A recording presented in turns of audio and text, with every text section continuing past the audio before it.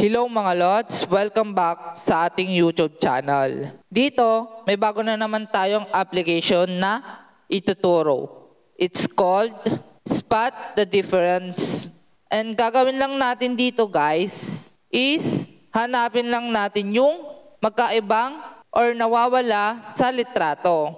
At kung hanap mo extra kita habang naglalaro at nag-i-enjoy ka na, panoorin mo tong video na to hanggang dulo. Hello mga lods, download muna natin yung Spot Difference or ilalagay ko na lang yung link sa description.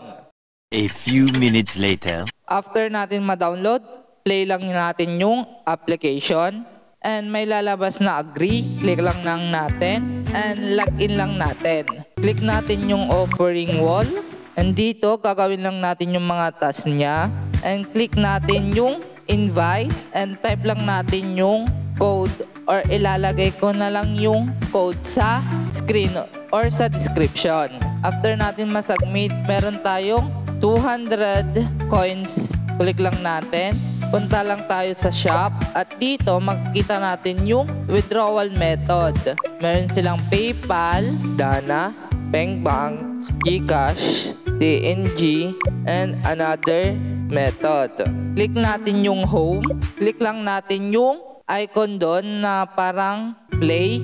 And dito, meron naman siyang tutorial. Pwede nating i-zoom. Dito, maghahanap lang tayo ng nawawala or different ng image dito. At mayroon din silang reward bonus. Yung parang balloon na pindutin lang natin at manonood tayo ng ads para makakuha tayo ng another reward.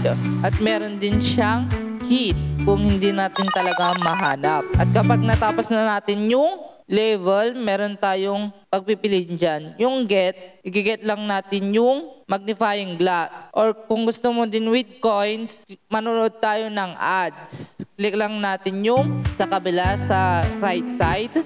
1 week later. Dito, try naman natin mag-withdraw. Click natin yung shop. Dito, pipili lang tayo ng method kung ano yung pag-withdraw natin. Sa akin, GCash yung pipiliin ko. At click natin yung get. Sa akin, 20 pesos lang yung i-withdraw ko. Click natin yung get and type lang natin yung account number natin. And pangalan and phone number. Or yung phone number is yung GCash account din natin. And click natin yung submit. After natin masubmit, maghihintay tayo ng 3 days or mahigit pa. Sa akin, natanggap ko yung withdraw natin is magti 3 days na. Guys, tignan natin yung na-withdraw natin. Punta tayo sa shop and click natin yung history. And dito, successful na yung na-withdraw natin na 20 pesos.